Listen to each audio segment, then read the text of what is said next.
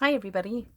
Today we're going to talk about drawing, and if you're at home and you want an activity to do with your kids, and this is really something that can be done, I think, with even younger children, maybe 5, 6 years old, all the way up to, adult. So mom and dad, you can do this with your children.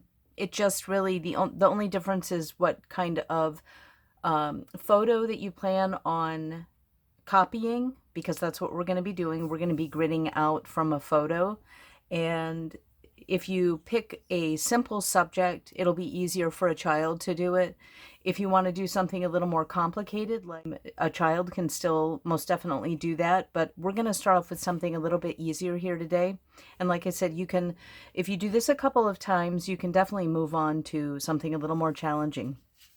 But I wanted to give you a rundown of the supplies really quick. You will need a pencil, you'll need an eraser, and you'll need a ruler. And you'll also need some paper. You don't need anything expensive, I promise. This is printer paper that I'm using. Use whatever you have on hand.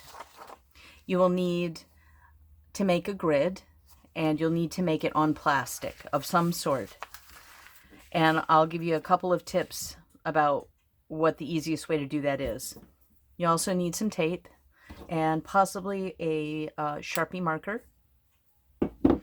And this whole lesson is going to be really low tech. So if you don't have a printer at home or you don't have a tablet, you don't need to rely on any of that stuff to do this project. And I'll be working today from a printed out photo. This is from Unsplash. I wanted to share with you also how the gridding method works really quick. I mean, it's very basic. And if you have a tablet, everybody, a lot of people have cell phones. You're watching me somehow on the internet right now. So what you can do is you can take all of this manual work out of it, and you can use a tablet to overlay a grid onto a photo and work from that. And I'll show you that in just a second. So what I want to talk about are the plastic sheets, and you'll need a plastic sheet as an overlay for your photo. And you can see I've got 2 here. This is a transparency that is used for overhead projectors, and what I like about these is that it runs through a printer, no problem. So I can go to a website, and I'll post these down below, the links for these.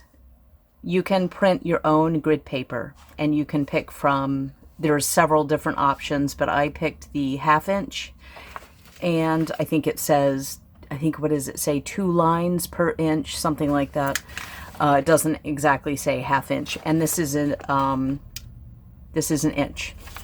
This one I did with a Sharpie marker, and I don't even know really what kind of paper this is. It's some sort of an overlay paper, but as you can see, it's cloudy.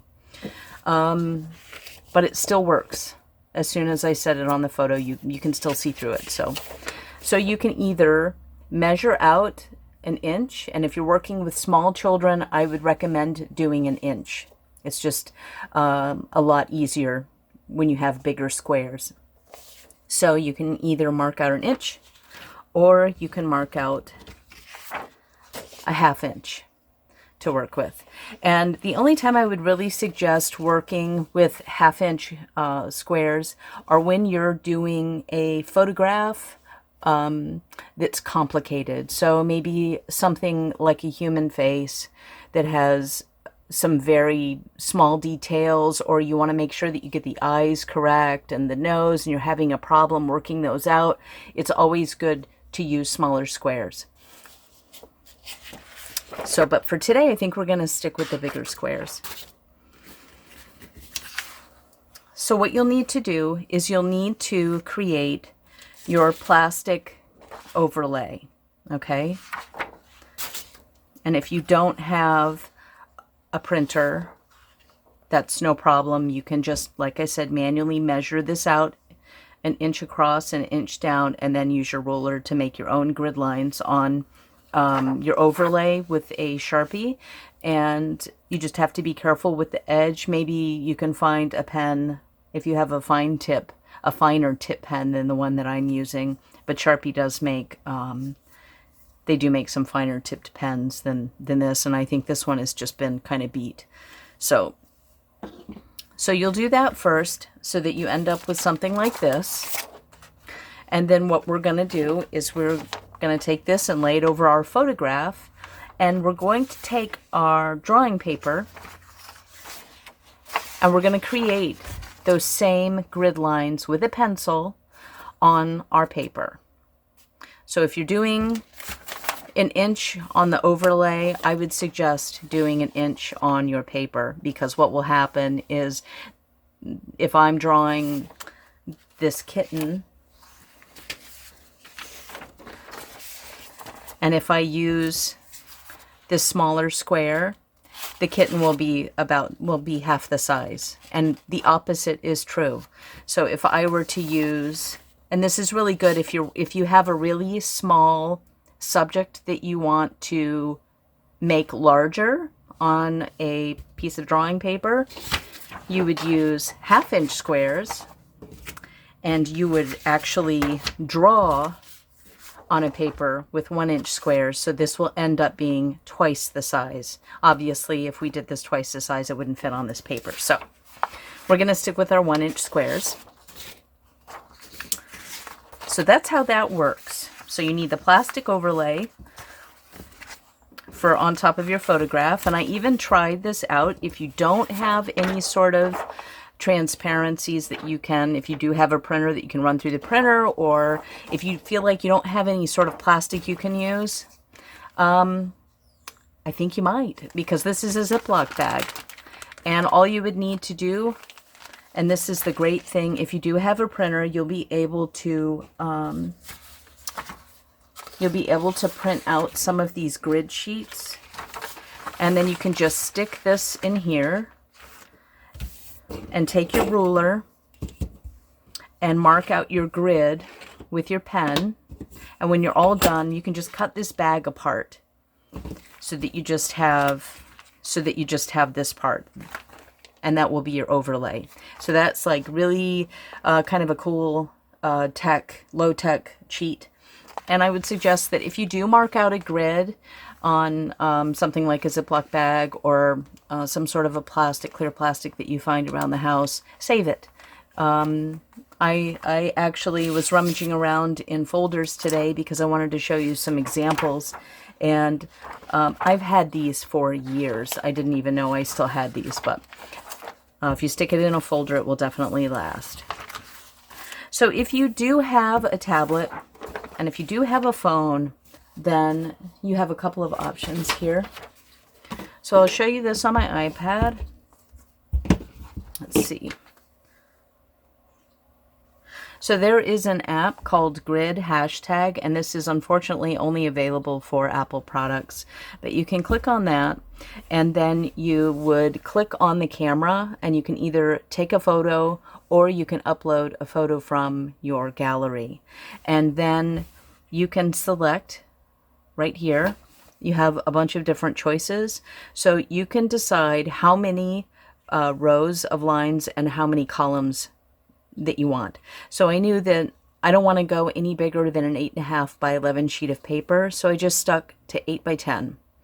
And you can pick the grid color, and you can also increase and decrease the width of the line. So you can make the lines really, really transparent like that so that you can see the photograph underneath. So you can work from something like this and bypass the transparency altogether.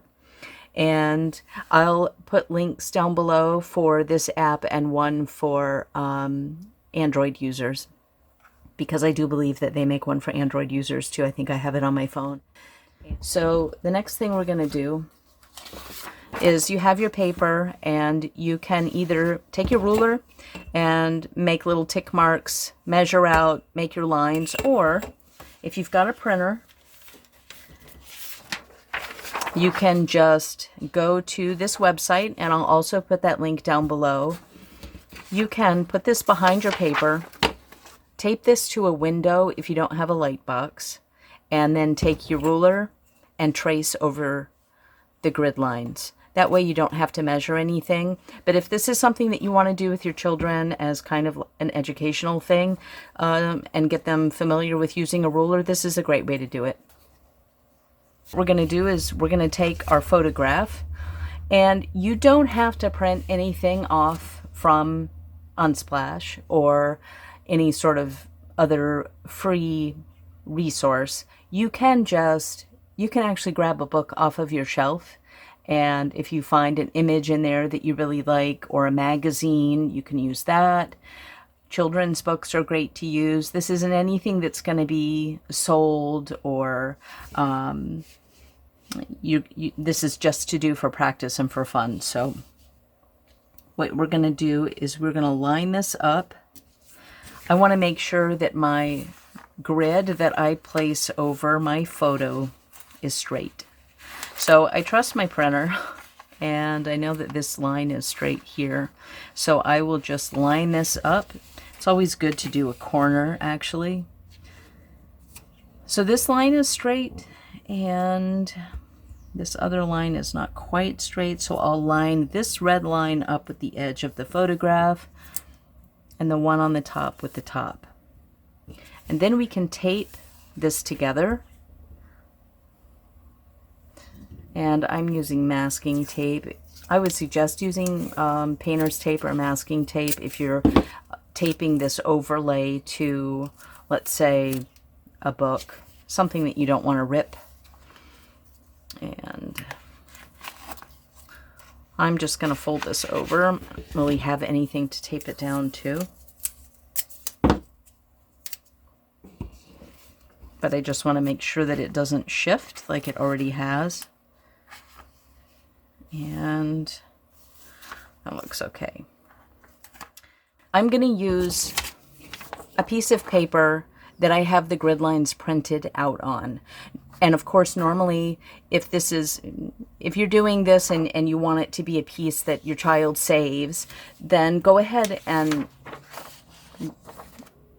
mark out your grid lines on the paper and do it in pencil. And I thought it would be a better idea if I did it this way. That way you can see the grid lines, and they're not super faint on camera. I just won't be able to erase these, which is no big deal. So here is another little extra hint for you, that if you're working with a child, what you may want to do is add in letters going across, just so it's easier for them to find the correct square on their paper. And then you can number going down so that they can reference C2, that's where I'm at. So if they get up and they take a break from it and they come back, they're not lost. And then obviously what you would do is you would do the same thing over here. You would add your numbers here, 1, 2, 3, and going across. And that's a help. So now we want to make sure that we have enough room on our paper.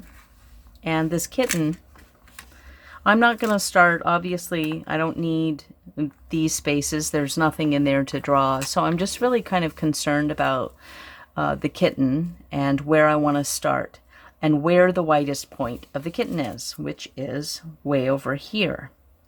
And the widest point over here is probably in this square. So I know that this kitten is going to be 1, 2, 3, 4, 5 squares across, and the tallest point is going to be from this point all the way up to this ear. So I know I need 1, 2, 3, 4, 5, 6, 7, 8, 9, 10. So I need 10 squares. 1, 2, 3, 4, 5, 6, 7, 8, 9, 10, which is perfect. And you can just make a little mark So you know that's 10 squares. And then I said that I needed 5 across. So 1, 2, 3, 4, 5. And that would put the kitten just about kind of like centered. So you can just make these little marks on your page, on your paper. And if you want to, you can draw a box around so that you know where you're at, so that you don't get lost and confused when you're working on the kitten, right?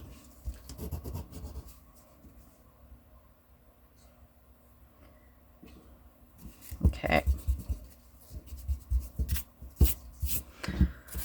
So now what we're going to do is we're just going to follow along. And I know that I probably am going to start right here, but when we counted this part of the ear as the tallest and this part as the, you know, the lowest point. So I know that that's 1 column in from the outside edge. So that's where I have to start, right?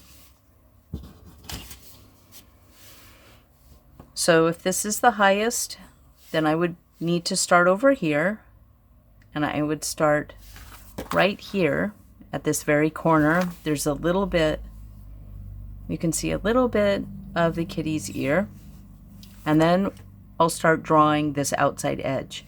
And that's all we're going to do at first.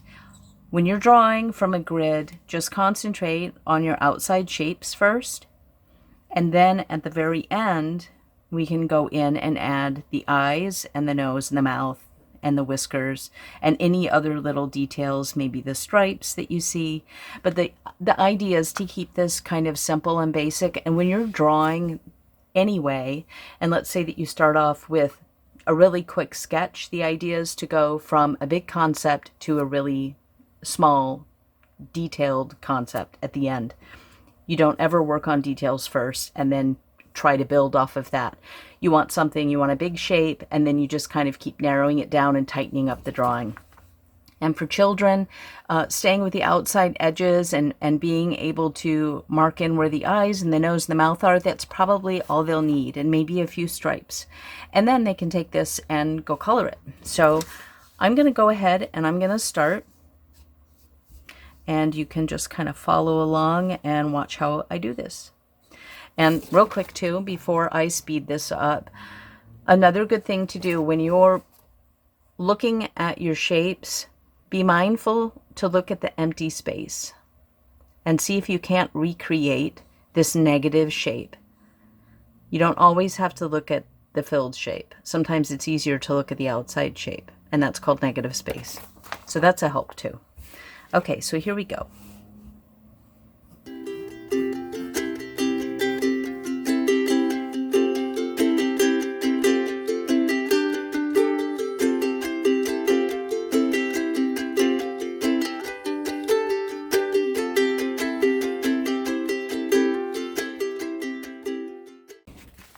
Okay, so I have finished my drawing, and I apologize for this weird kind of cut. My camera died right in the middle of me sketching this, and I've never had that happen before. So I don't know what the deal is, but anyway, this is the finished sketch. And the next thing that you would do is you would go through and erase all of your outside grid lines. Now, if you want to leave the grid lines on the inside, that's fine. They can be kind of tough to erase, especially if you've gone in and you've got all of these great details that you don't want to get rid of. You can leave the grid lines and then just color over everything, and your grid lines for the most part will disappear depending on how dark you made them to begin with. If you have an eraser, if you have a kneaded eraser like this, I'll show you on this grid paper. It's really great because you can take this kneaded eraser and you can just push down on any areas inside without scrubbing back and forth and smearing the graphite all over the place. You can just kind of push this down and lift it off. And of course mine is leaving little weird marks when I'm trying to show you this. But That's the idea. It will pick up. My kneaded eraser needs to be kneaded because it's really dirty. But that's the idea. And if you have a kneaded eraser that is not dirty like this one, it will pick up and it will lighten the lines within the object that you just drew. So I think that's it. I hope you have a really good time doing this, and I will in future tutorials talk a little bit about shading and value and how you can take your drawing from kind of a flat line drawing to a more of a three-dimensional kind of a form. In the meantime, though, have fun with this. Have a really good time. When you're finished, you can even go over this with an ink pen or a marker. You can color it in with colored pencils, crayons, watercolor, you name it. I would suggest if you're going to use watercolor, try to get your lines on the inside as light as you can because they will show through the watercolor. So until next time, have fun drawing and painting. See ya!